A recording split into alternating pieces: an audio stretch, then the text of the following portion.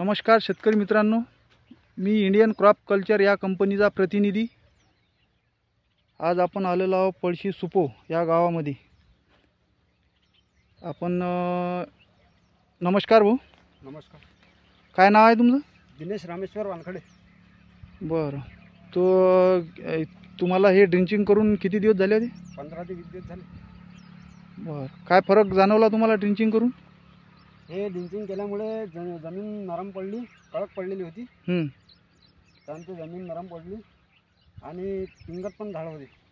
बरं, कसे म्हणजे काय काय प्रॉब्लेम होता तुमच्या जमिनीमध्ये?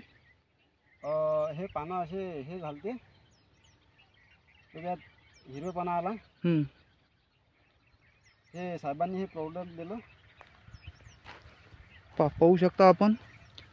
PSFB प्लस, बायो NPK आणि रूटअप हे 3 प्रोडक्ट आपण यांना ड्रिंचिंग करायला दिले होते।